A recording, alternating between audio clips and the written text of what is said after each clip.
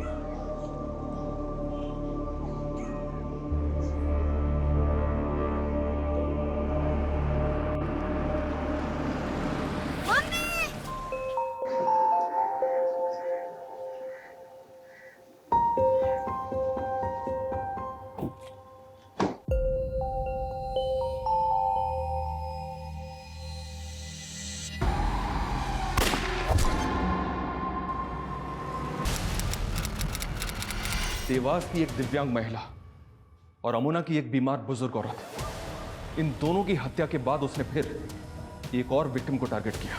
Sir ये कोई serial killer नहीं, ये कोई सीरियल किलर नहीं है।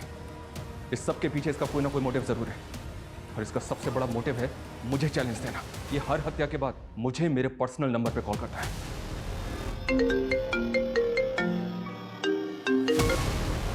हेलो, गुड आफ्टरनून सर, मैं फिर से देवास आ रहा हूँ एक और मर्डर करने। हेलो हेलो,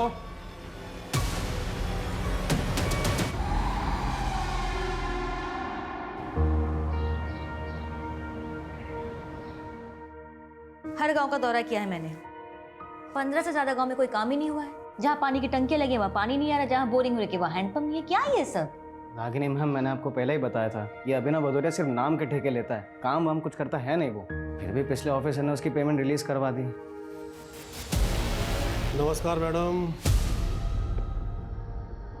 अभिनव भदौरिया, कम इन। क्या मैडम, आपसे मिलने के लिए आधे घंटे से बैठा हुआ वेट कर रहा हूँ, कमाल है। वैसे जनता भी आपको दिए हुए प्रोजेक्ट्स का फायदा उठाने का वेट ही कर रही है, लेकिन देखो मैडम, मैं जानता हूँ इस प्रोजेक्ट की आप इंचार्ज लगी हुई हो, लेकिन कुर्सी का एटीट्यूड मुझको मत दिखाना। अच्छा, देखो मैडम, मैं तुमसे इधर उधर की बात नहीं करूँगा, सीधी सीधी बात करूँगा। एक काम करता हूँ, तुम्हारी मिठाई को और मीठी कर देते हैं, या तुम बताओ कितना चाहिए। खड़ा हो, खड़ा हो, निकल यहाँ से। ये लो, मैं तो अपने पैरों पर खड़ा हो गया, लेकिन तुम अपनी सोचो, और हाँ, मुझे गिराने की कोशिश मत करना, वरना जो मिल रहा है ना वो भी नहीं मिलेगा।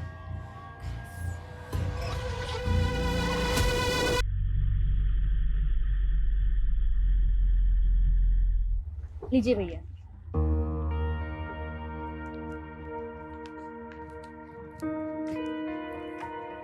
मम्मी शॉपिंग की है? हाँ, अंदर चलो दिखाती हूँ। बहू, आज फिर से फालतू खर्चा कराई? कमाती है तो इसका मतलब सब उड़ाती रहेगी? अरे माँ जी, सरकारी नौकरी है देवरानी की, अब ऊपर की कमाई ऐसे ही तो उड़ाएगी। बस करो भाभी, और कितने ताने मारोगी आप? खबरदार, जो बड़ी बहू को कुछ कहा तो। घर का सारा काम यही करती है, तू नहीं। तू क्या करती है? सुबह उठती है, सजती है, संवरती है और निकल जाती है घर से। घर के कामों से तो तुझे कुछ लेना देना नहीं है।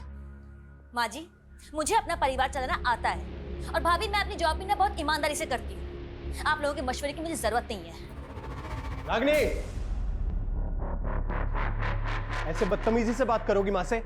चलो माफी मांगो। रागिनी, मैंने कहा माफी मांगो माँ से। मैं तो माफी मांग लूंगी, लेकिन थोड़ी नसीहत अपनी माँ और भाभी को भी दो कि मुझसे रोज ऐसे ना पेश आया करे। आई एम सॉरी।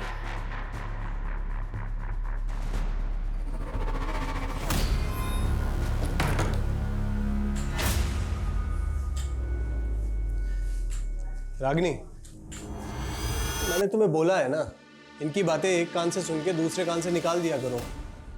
मुझे आपकी तरह दिखावा करना नहीं आता है, मैं और नहीं रह सकती यहाँ पे। अच्छा, तो फिर बहस करोगी? आप अपनी मर्जी मुझ पर नहीं थोप सकते हैं। मेरे पेरेंट्स का घर है इंदौर में, खाली पड़ा है। आप चाहे तो मेरे और राहुल के साथ वहाँ शिफ्ट हो सकते हैं। अच्छा, ताकि लोग कहें अपना पुश्तैनी घर छोड़कर अपनी बीवी के घर में शिफ्ट हो गया। आपको अपनी ईगो प्यारी है तो मुझे भी अपनी सेल्फ रेस्पेक्ट की परवाह है। मुझसे बर्दाश्त नहीं होती रोज रोज की चिक चिक। मैं तो तुमसे तरीके से बात कर रहा हूँ, तुम तेवर दिखा रही हो। तेवर मैं दिखा रही हूँ, आप दिखा रहे हो। Mummy juice.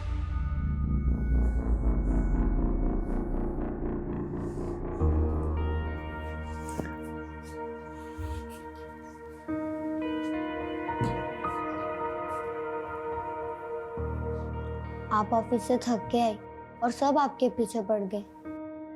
मम्मी एक काम करो, आप ना मुझे चाय बनाना सिखा दो, तो कल से मैं आपको जूस के बजाय चाय बना कर दूंगा। तुझे इन सब चीजों की चिंता करने की जरूरत नहीं है, तो अपनी पढ़ाई पे ध्यान दे। हाँ मम्मी, आपका ध्यान भी तो मुझे ही रखना है ना।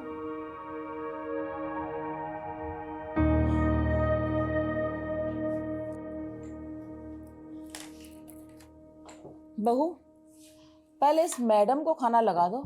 रसोई में काम तो उसे करना नहीं है, कम से कम खाना तो पहले खा ले। बस कीजिए माँ जी, और कितने ताने मारेंगी आप? हद होती है तानों की भी। सुबह आपको टाइम पे नाश्ता इसलिए मिल जाता है क्योंकि मैं सुबह ऑफिस जाने से पहले बना के जाती हूँ, आपकी बड़ी बहू नहीं। क्या बात है रागिनी, वाह,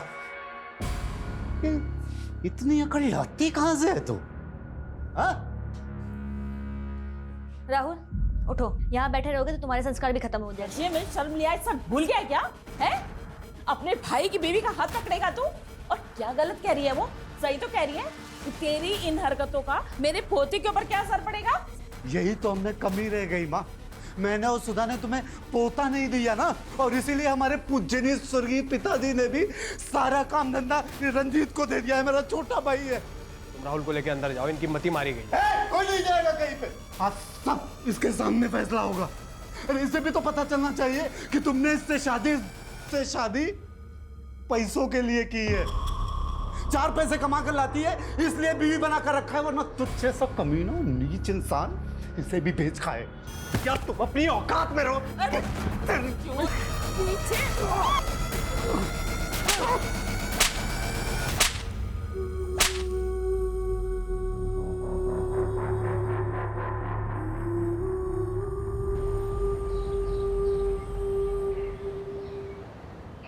Happy birthday to you. Happy birthday, dear sir.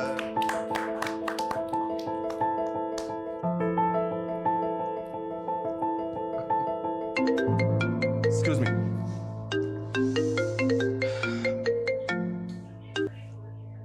Hello, कौन? Happy birthday sir.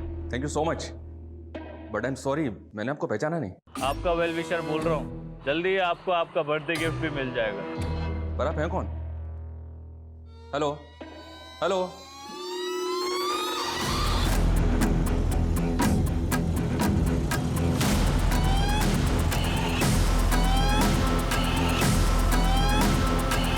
सर, अपने के साथ क्या प्लान है sir?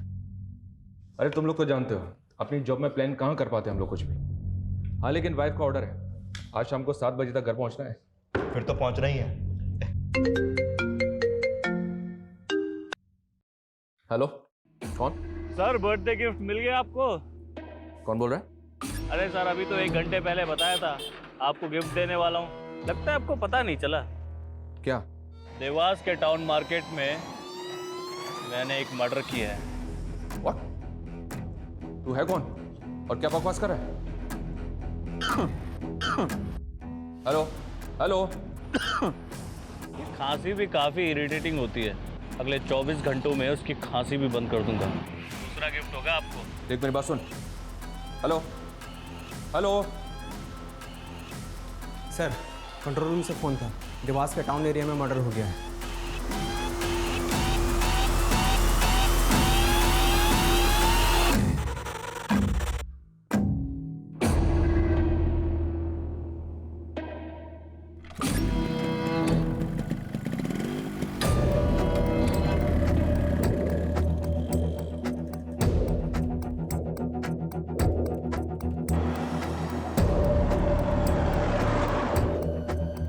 The number you are trying to call is out of coverage area. Phone बंद कर लिया उसने अपना। सर आखिर कौन होगा वो जो मर्डर करके आपको कॉल कर रहा है? नहीं सर, मुझे तो पता ही नहीं चला कहाँ से गोली चली। तो आप तीनों साथ में नहीं थे? नहीं सर, वो ऑफिस से आई थी, वो हमारा यहाँ पे वेट कर रही थी। हम सब साथ मिलके शॉपिंग पर जाने वाले थे। रागिनी काम क्या करती है? सर वो एक गवर्नमेंट सर्वेंट थी, DCOP ऑफिसर। सर, यहाँ कई विटनेस का कहना है कि शूटर बाइक पे था और उसने हेलमेट पहना हुआ था। बाइक और हेलमेट रेड कलर का था और वाइट कलर की शर्ट पहनी हुई थी उसने। आसपास चेक करो कितने CCTV लगे, सबकी फुटेज निकलवाओ। Okay sir. सर, इसने तो फेक नंबर प्लेट लगा रखी है बाइक पे। और जिस नंबर से इसने मुझे कॉल किया था वो नंबर भी फेक ID पे ऑब्टेन किया गया था। मेरे पर्सनल नंबर पे कॉल करके मुझे चैलेंज दे रहा था, बोल रहा था कि उसको पकड़ के दिखाओ। मतलब ये आपको पहले से जानता था? आपका पर्सनल नंबर इसके पास कैसे आया? I don't have any clue. लेकिन अजीब बात है, मेरा फ़ोन कॉल रिकॉर्डिंग मोड पे रहता है। मैंने इसकी रिकॉर्डिंग नहीं सुनी, लेकिन इसकी आवाज़ सुनने के बाद भी मुझे समझ में नहीं आ रहा कि होगा कौन।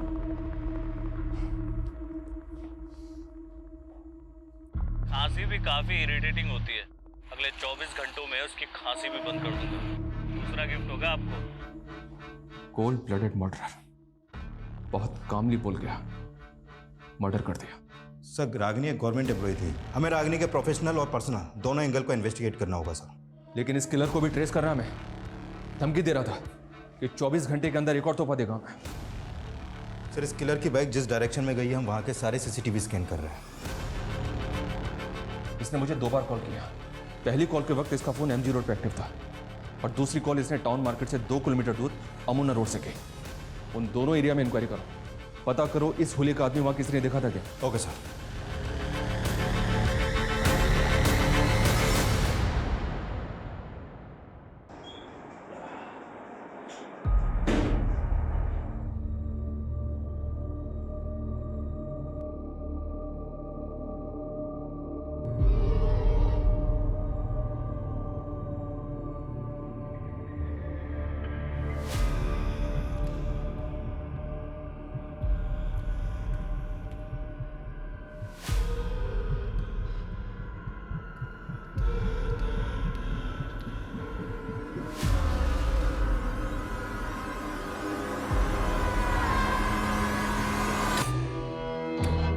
कौन था वो? एक लाचार औरत ने किसी का क्या बिगाड़ा था जो उसको मार दिया? सरकारी नौकर थी वो, कहीं किसी गलत लोगों से झगड़ा तो नहीं मोल ले लिया था? सुधा, क्या फालतू की बात कर रहे हो तुम लोग? रंजीत, हिम्मत से काम ले तो। हाँ, आपको बहुत पड़ी है मेरी। रागिनी की भी यहाँ किसी को नहीं पड़ी थी। सब उसके दुश्मन हैं। मेरे बच्चे से उसकी माँ छीन ली। रागिनी का मर्डर कल दिन में हुआ था, उस वक्त तो उन्हें ऑफिस में होना चाहिए था। सर यही बात तो मुझे भी अजीब लग रही है। वो कभी छुट्टी नहीं लेती थी, लेकिन अचानक से उनको एक फ़ोन आया और वो हाफ डे लेकर चली गई। हेलो रंजीत, मैं बिजी हूँ, बाद में बात करती हूँ। नो, मैं हाफ डे नहीं ले सकती हूँ। तुम्हें क्या लगता है किसने मारा होगा उसे? किसी पे शक तुम्हें? गारंटी के साथ तो नहीं कह सकता, लेकिन कॉन्ट्रैक्टर अभिनव भदौरिया है ना, उस पर इंक्वायरी बिठाई थी मैम ने। सर वो आदमी जितना घपलेबाज है ना, उससे ज़्यादा टेढ़ा है।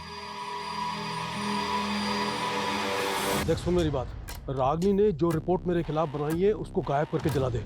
वो रिपोर्ट DM तक नहीं पहुंच चाहिए, समझा? हाँ, 1 मिनट रुक, मेरा एक फोन आ रहा है, मैं बाद में बात करता हूँ। हेलो, अभिनव भदौरिया? हाँ बोल रहा हूँ। निशांत कौशल, देवास थाने आ जाओ, कुछ इंक्वायरी करनी है तुम्हारे साथ। कैसी इंक्वायरी? DOCP रागिनी सोनकर के मर्डर के सिलसिले में। इंस्पेक्टर, मैं इस समय रजोड़ा में हूँ, देवास आते आते शाम हो जाएगी। कोई बात नहीं, शाम को 7 बजे तक आ जाओ, वेट कर रहा हूँ तुम्हारा। ओके।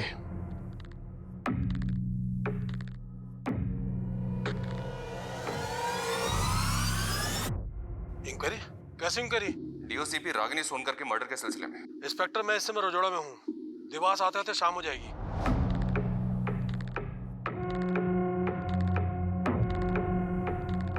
अरे सर, अभी तो 1 घंटे पहले बताया था। इंस्पेक्टर, मैं इस समय गिफ्ट देने वाला हूँ, लगता है आपको पता नहीं चला। नहीं सर, अभिनव भदौरिया की आवाज़ उस कॉलर से मैच नहीं हो रही। हाँ, लेकिन इसका स्ट्रांग मोटिव है रागिनी को मरवाने का। और ये भी तो हो सकता है कि वो कॉलर इसी के इशारे पे काम कर रहा हो। उस कॉलर के बारे में कोई लीड? सर देवास मार्केट के आगे के 2-3 सीसीटीवी में वो कैप्चर तो हुआ है, लेकिन फुटेज से कुछ खास पता नहीं चल पा रहा। और हम उन दोनों जगहों पर भी पूछताछ कर रहे हैं जहाँ से उसने आपको कॉल किया था, लेकिन वहाँ से भी अभी तक कोई क्लू नहीं मिला है सर। और सर हमने अपना खबरी नेटवर्क की सर, रागिनी की प्रिलिमिनरी पोस्टमार्टम और ballistic report sir. 9 mm pistol से फायर किया गया था सर। फैमिली को बॉडी भेजी।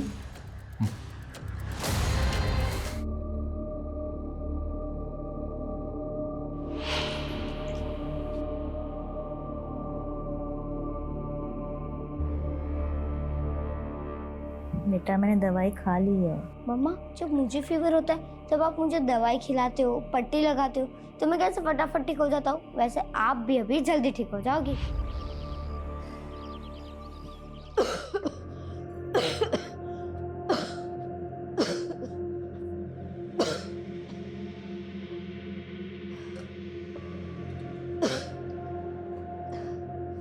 माँ जी, आपको टीबी है, आप क्यों चीजों को हाथ लगा देती हैं? हमें भी फैल गया तो?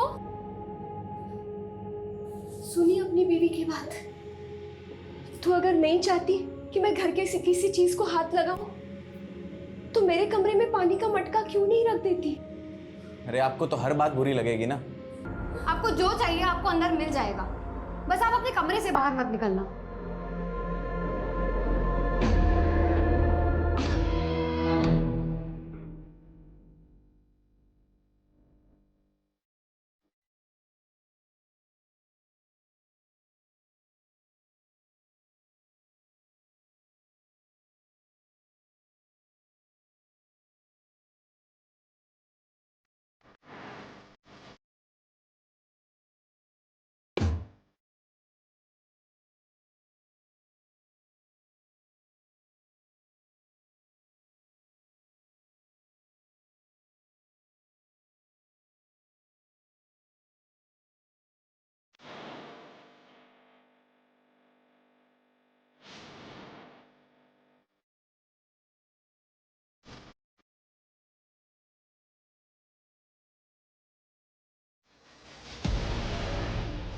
इंस्पेक्टर साहब, कल आपका बर्थडे था, तो मैंने सोचा कि अमोना की मिठाई लेकर चलता हूँ आपके लिए। ये लीजिए, लड्डू खाइए। ये लीजिए। तुझे कैसे पता कल बर्थडे था मेरा? इंस्पेक्टर साहब, मुझे मालूम है कि आप मेरी डिटेल निकलवाओगे, इसलिए मैंने भी आपके बारे में पता कर लिया। वैसे मेरे भी कुछ दोस्त हैं पुलिस में, और हाँ, जब भी मैं किसी से मिलने जाता हूँ ना पहली बार, तो उसके लिए ये मिठाई लेकर जाता हूँ। रागिनी की मौत से बहुत खुश दिख रहा है तो, इसलिए मिठाई बांटता फिर रहा है। कहीं ऐसा तो नहीं कि तू नहीं रहा? रागिनी का मर्डर करवा के मुझे क्या मिलेगा? कुछ नहीं। तेरे बारे में सब पता किया हमने। तू मिठाई के डिब्बों में रिश्वत भिजवाता है, लेकिन रागिनी ने तेरी इंक्वायरी बिठवा दी थी। इंस्पेक्टर, अपनी इंक्वायरी पर ध्यान दे।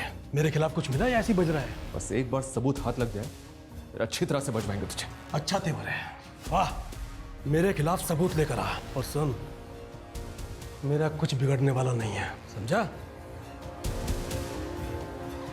उस कॉलर के तरह इसके तेवर भी कुछ कम नहीं थे सर। ये भी चैलेंज करके गया। नजर रखो इस पे। सर, उस किलर ने आपको पहला कॉल एमजी रोड से ही किया था, और उसी दौरान रागिनी का पति रंजीत का फोन भी एमजी रोड पे ही एक्टिव था। क्या रंजीत का उस कॉलर से कनेक्शन? सर, कनेक्शन तो कुछ नहीं मिला है, लेकिन रंजीत ने रागिनी को एमजी रोड से कॉल करके देवास टाउन मार्केट बुलाया था। सर, मुझे तो लग रहा है कि उसने पर्पसली रागिनी को वहां पे बुलाया था। लेकिन रंजीत अपनी बीवी को क्यों मारेगा? क्या मोटिव हो सकता है उसका?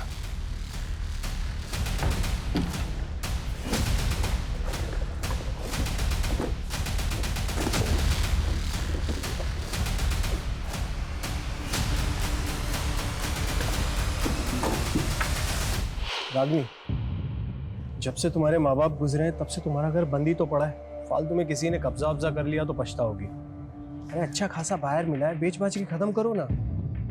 मैंने कितनी बार कहा है आपको कि मुझे वो घर नहीं बेचना है? मेरे पेरेंट्स की आखिरी निशानी है वो, और आप क्यों उस घर को बिकवाने पे तुले हुए हो? हाँ, जब देखो तब घर बेचना है, घर बेचना है, घर बेचना है। आज के बाद इस टॉपिक पे कोई बात नहीं होगी। पता नहीं क्या चल रहा है आपके मन में। जो मन में चल रहा था ना वो बता दिया। फालतू बोल के पारा मत चढ़ाओ मेरा। एक तो तुम जैसी लड़की से शादी की, जॉब करने दिया, ऊपर मेरे ही सर पे चढ़ोगी। माँ बिल्कुल ठीक बोलती है, तुम्हें ना जरूरत से ज्यादा छूट दे दी मैंने। क्या पुलिस स्टेशन?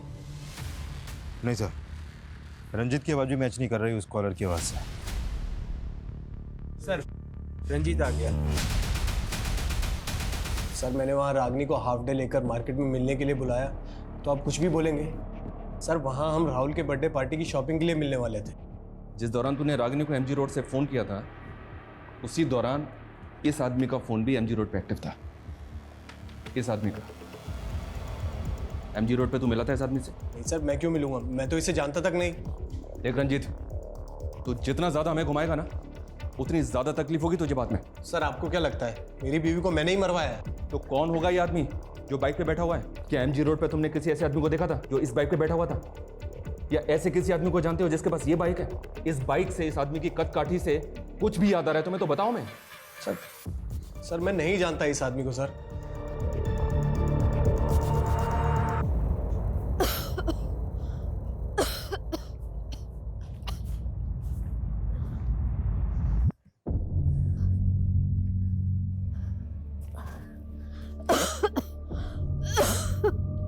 हे भगवान, मैं हार गई इस जीवन से। खुशी मेरे नसीब में नहीं तो कम से कम मुझे मौत ही दे दे। भले ही रंजीत की आवाज उस कॉलर से नहीं मिलती, लेकिन इत्तेफाक नहीं हो सकता कि जिस एरिया से उस कॉलर ने मुझे पहला कॉल किया था, उसी एरिया में रंजीत भी था। ये रंजीत घुमा रहा है मैं। सर अगर रंजीत के मोटिव पे जाए तो उसकी पत्नी रागनी एक रिच फैमिली से बिलोंग करती थी, माँ बाप की इकलौती बेटी थी, और उनके जाने के बाद इंदौर का घर रागनी का होने वाला था, जो अब रागनी के बाद रंजीत का हो जाएगा। हाँ लेकिन हेलो, कौन? आपका एक और गिफ्ट तैयार है सर। अमोना के सिमर गांव में जो इच्छा पूर्ति पेड़ है ना, वहाँ एक और मर्डर कर दिया मैंने। देख तू जो भी है, तू बचेगा नहीं मुझसे। अरे चिल्लाओ मत सर। एक तो आप सिर्फ चिल्ला सकते हो, मुझे पकड़ नहीं सकते। तरस आता है मुझे आपकी लाचारी पे। तेरे तो मैं काम डाउन सर। अगला मर्डर भी प्लान कर लिया है मैंने, लेकिन आप ना दिमाग पे ज्यादा जोर मत दो।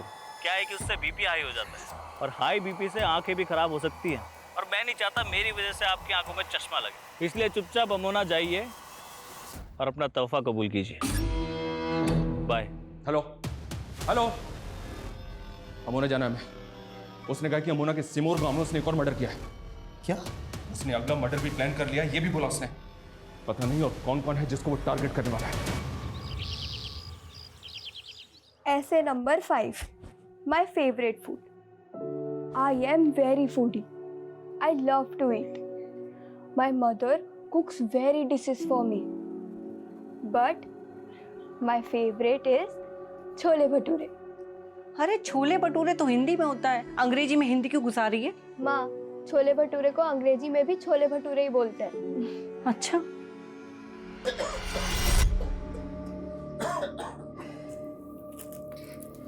गीता देखो देखो मैं क्या लाया हूँ, तुम्हारे नए स्कूल के कपड़े।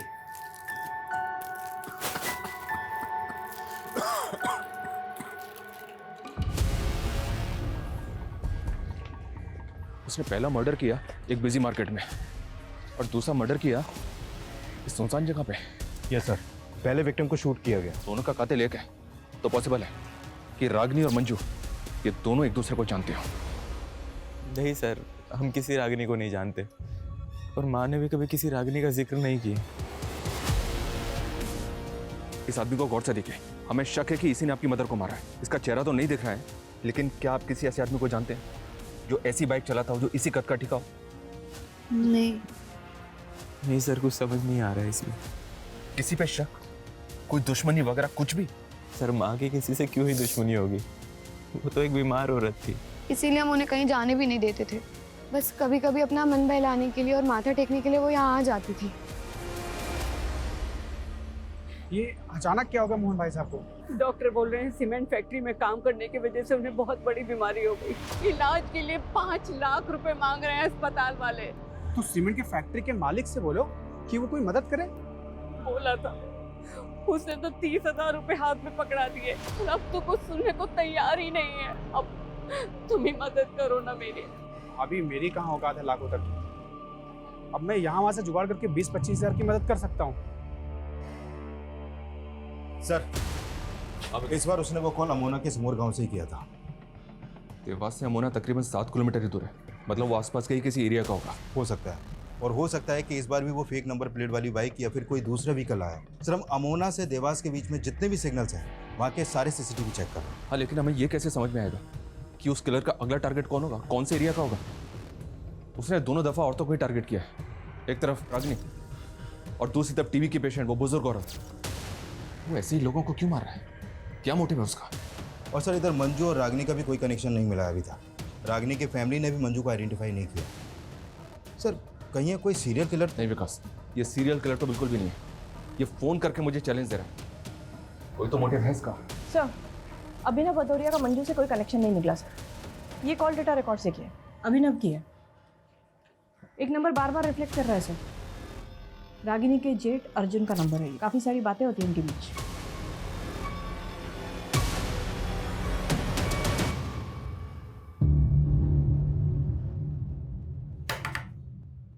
गीता, माँ कहाँ है? हॉस्पिटल, अभी आ ही रही हैं खाना लेने।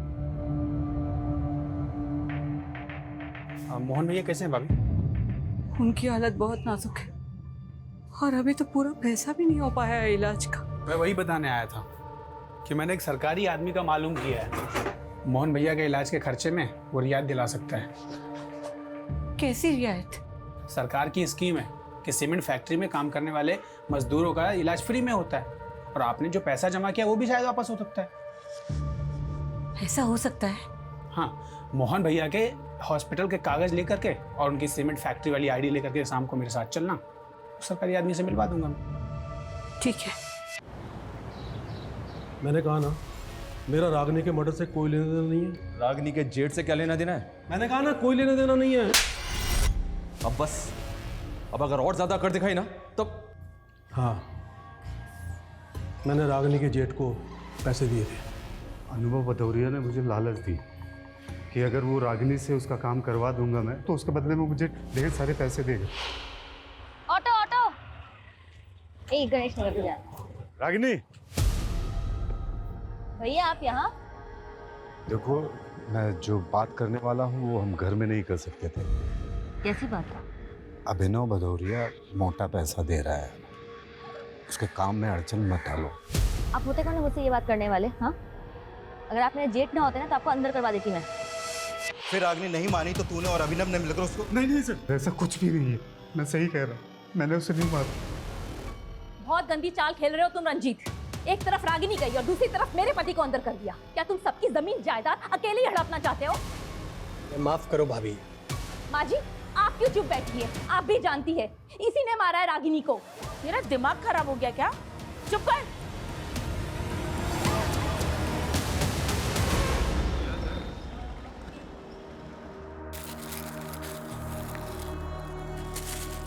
भाभी, मैंने साहब को सब कुछ बता दिया है, आप जाकर मिल लो। चल। गीता, तुम यहीं रुको, बैठो। तो यहीं रुक, मैं अभी आई।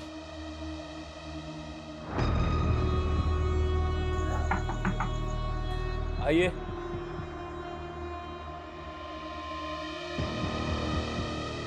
साहब, ये मेरे पति के इलाज के पेपर और सीमेंट फैक्ट्री का आईडी कार्ड है। कि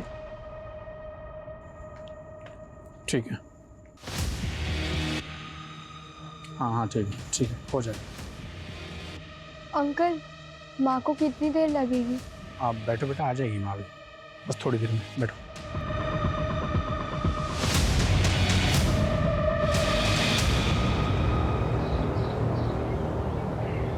हाँ जी पंडित जी, नमस्कार। पंडित जी, अपने बेटे विक्रम की बरसी पर पूजा रखवाना चाहता हूँ, आपसे आके मिल सकता हूँ? जी, नमस्कार।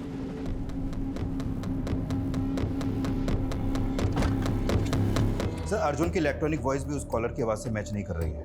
अभिनव, अर्जुन और रंजीत, ये तीनों सस्पेक्ट हैं और इन तीनों का उस कॉलर से कोई कनेक्शन नहीं मिल पा रहा है। मंजू जी का भी कोई खास कनेक्शन नहीं मिल रहा सर। उनके पड़ोसियों ने बताया कि बेटे और बहू का मंजू जी की तरफ कोई खास बर्ताव नहीं था सर। वो अक्सर बीमार रहती थी और ये लोग उसकी बीमारी से परेशान थे। हाँ, लेकिन ऐसा भी तो नहीं लग रहा है कि कुछ सुपारी किलर होगा।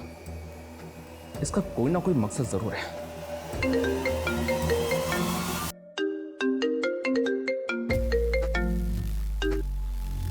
हेलो सर, कमलापुर के पंचायत भवन के पास एक तोहफा छोड़ा है आपके लिए। ए, देख मेरी बात सुन। कुछ रह गया है आपके पास दिखाने को? पकड़ तो पाई नहीं मुझे। चलिए एक काम करते हैं, मैं ही आ जाता हूँ देवास वापस। वहां एक गलती सुधारनी है मुझे। गलती? हाँ, पकड़ सको तो पकड़ लो। हेलो मैं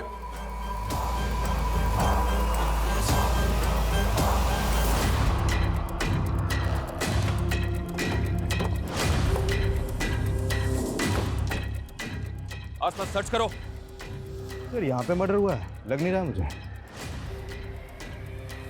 विकास, पंचायत भवन में बात करो, पता करो क्या उन्होंने किसी ऐसे लड़कों को देखा है जिसका हुलिया उस कॉलर के हुलिये से मैच करता है। सर वो फास्ट।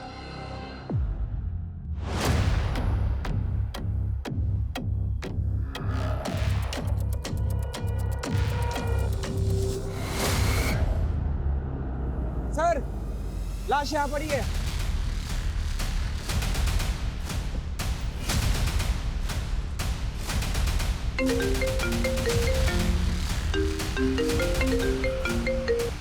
हाँ बोलो।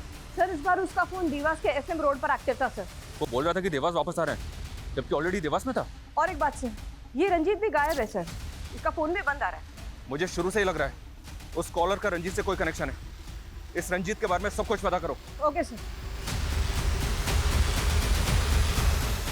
सर, विक्टिम का नाम कन्हैया सिंह है, कमलापुर का सरपंच था ये।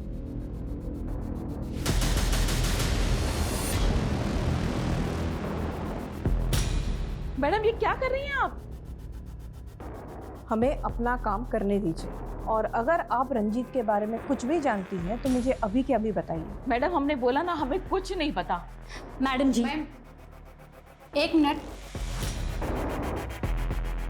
ये देखिए, इतने सारे प्रॉपर्टी के पेपर हैं, सब में नाम अलग अलग हैं।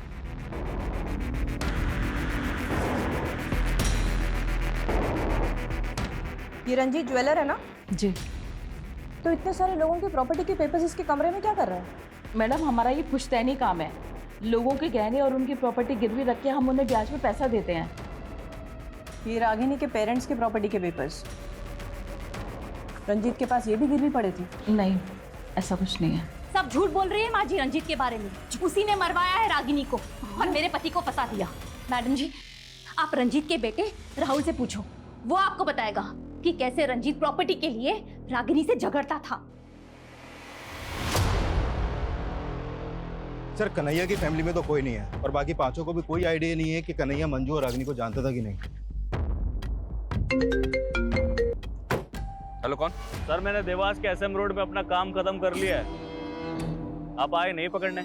रागिनी, मंजू, कन्हैया, इनको क्यों मारा तूने? ये सब के सब एक ही माला से बंधे हुए हैं, और इस माला का आखिरी फूल भी जल्दी मुरझा जाएगा।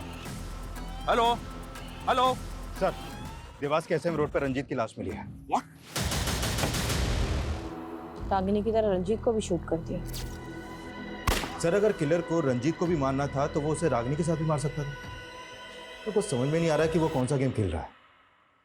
उसने बोला था दोबारा देवास आ रहा है गलती सुधारने, और रंजीत का मर्डर। इसका क्या मतलब कि वो पहले ही रंजीत को मारना चाहता था, लेकिन गलती से गोली रागिनी को लग गई। इसने हर हत्या के बाद मुझे कॉल करके कुछ ना कुछ ऐसा बोला है जो इसके अगले टारगेट से कनेक्टेड था।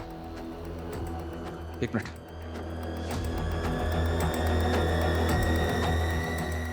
ये सुनो। खांसी भी काफी इरिटेटिंग होती है। और सेकंड विक्टिम मंजू थी, टीबी पेशेंट। उसके मर्डर के बाद उसने कहा अगला मर्डर भी प्लान कर लिया है मैंने, लेकिन आप ना दिमाग पे ज्यादा जोर मत दो। क्या है कि उससे बीपी हाई हो जाता है, और हाई बीपी से आंखें भी खराब हो सकती हैं, और मैं नहीं चाहता मेरी वजह से आपकी आंखों में चश्मा लगे। थर्ड विक्टिम का नहीं है, हैवी नंबर का चश्मा लगा था उसे। तो फिर सर, उसने आखिरी कॉल में क्या कहा जो हमें अगले टारगेट का हिंट थे?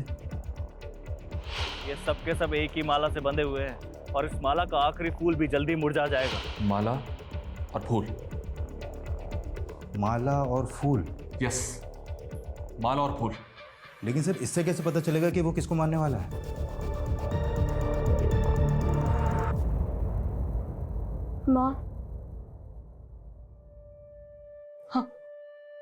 मैंने भगवान से प्रे किया है, पापा जल्दी ठीक हो जाएंगे। हाँ। हेलो, हाँ डॉक्टर साहब, मैं खाना लेके आ ही रही हूँ अस्पताल। क्या? अरे क्या हुआ माँ? पापा ठीक है ना?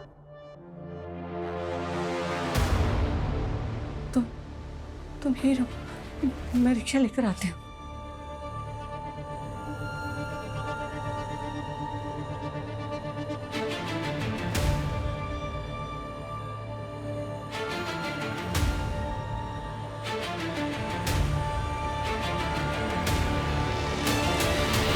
सर किलर ने अभी तक हमें 5 बार कॉल किया और हर बार अलग अलग फेक आईडी का सिम यूज़ किया, लेकिन सर उसने जहाँ से भी कॉल किया है वहाँ पे कोई सीसीटीवी है ही नहीं, कोई क्लू नहीं मिल रहा उसको लोकेट करने के लिए। सर हमें तो ये भी नहीं मालूम कि वो अगला कॉल कहाँ से और किस नंबर से करेगा।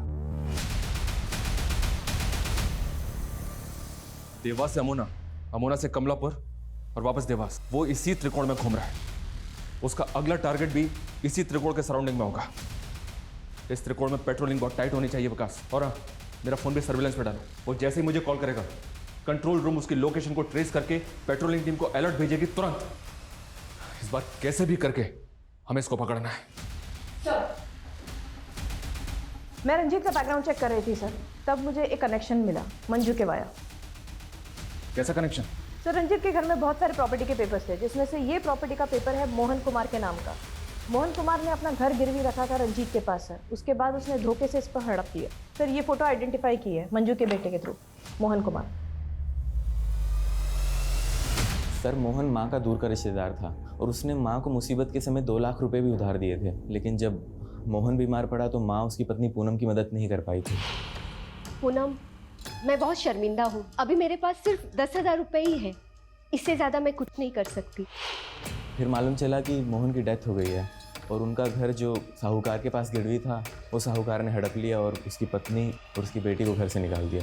दोनों बेघर हो गए थे सर। तो मोहन की बीवी और बेटी आजकल कहाँ है? सर, सुनने में आया था कि पूनम ने अपनी बेटी को किसी अनाथ आश्रम में डाल दिया था और उसके बाद वो वहाँ से कहीं चली गई थी।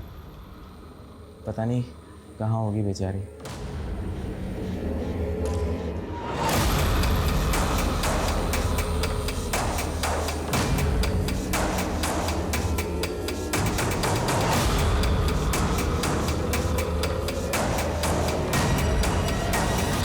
सर पूनम 2 साल पहले गीता को एक अनाथ आश्रम में छोड़ के गई थी और करीब 6 महीने पहले इंदौर की एक फैमिली ने गीता को वहां से अडॉप्ट किया था। पूनम की फैमिली के बेघर होने के पीछे मंजू एक वजह है, क्योंकि उसने पूनम को 2 लाख रुपए नहीं दिए थे।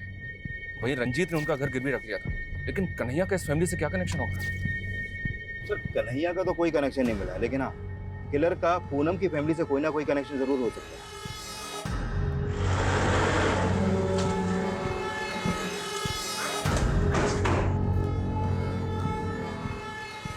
क्या हो गया बेटा?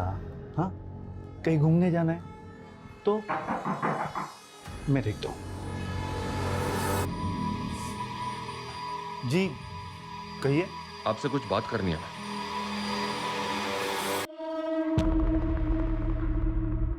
सर, गीता हमारे साथ पिछले 6 महीने से रह रही है, लेकिन अभी तक अपनी माँ को नहीं भूल पाई है। गीता बेटा, तुम्हारी माँ ने तुम्हें अनाथाश्रम में छोड़ा था, क्या तुम्हें याद है उन्होंने जाने से पहले तुमसे क्या कहा था?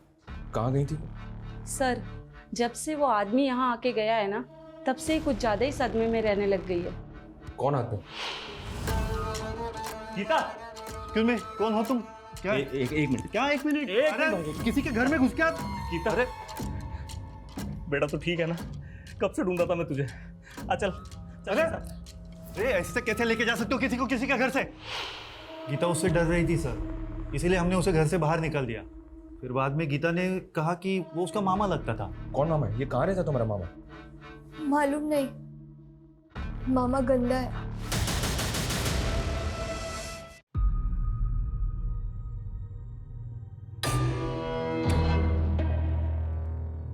सर इसकी कद काठी और बाइक तो उसी किलर से मैच हो रहा है।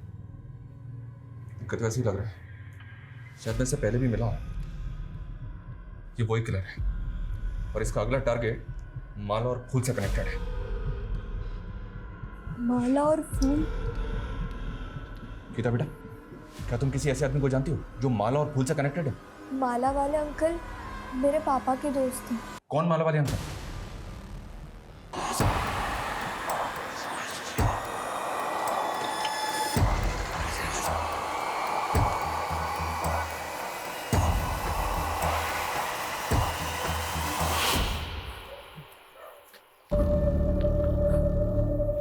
तू? दीदी मेरे बात का भरोसा करो, जेल से निकलते वक्त मैंने कसम खाई थी आज के बाद कोई गलत काम नहीं करूंगा। तूने हमेशा हमें बदनामी ही दी है। तेरी वजह से बाबा का सर झुक गया, उन्होंने आत्महत्या कर ली और मैंने उसी समय से सोच लिया था कि तुझसे अभी कोई रिश्ता नहीं रखना मुझे।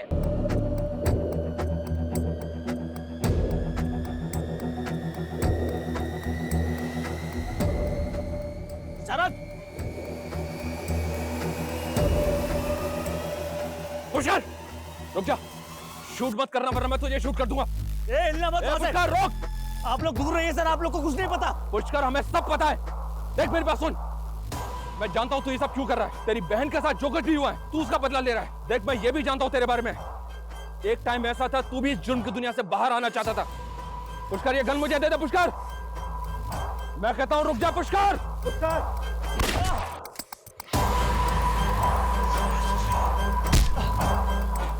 लेकर जाओ इसे।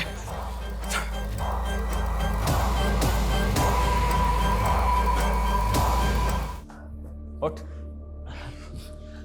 पुष्कर सिंह, बहुत तरक्की कर ली तूने। मर्डरर? सर पिछली बार जब आपने मुझे जेल में डाला था ना, मैंने कसम खाई थी आज के बाद कोई गलत काम नहीं करूंगा। पर जेल से बाहर निकलने के बाद मैं क्या देखता हूं, मेरी बहन के साथ इतनी नाइंसाफी। मेरे जीजा बीमार क्या हुए, उस बुढ़िया मंजू ने घर से 2 लाख रुपए मार लिया। उसके बाद उस रंजीत ने मेरे जीजू के मरने के बाद घर हड़प लिया। और शरद ने मेरी बहन की मजबूरी का फायदा उठाया उस कन्हैया के साथ। उससे भी जब उसका जी नहीं भरा तो उसने मेरी बहन को कहीं बेच दिया।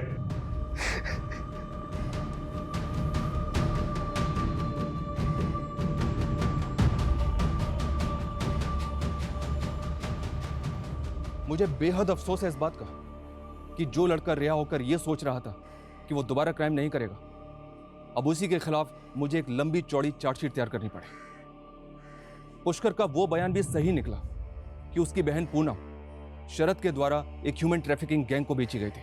शरद अभी न्यायिक हिरासत में है, लेकिन निराशा मुझे इस बात की है कि पुष्कर जैसे कई हताश लोग अक्सर गुनाहों के रास्ते पे निकल जाते हैं, जिसका सॉल्यूशन यही है कि आप जुर्म के खिलाफ अपनी चुप्पी को तोड़िए, हमारे पास आइए, क्योंकि जुर्म के खिलाफ लड़ाई हम सब की है।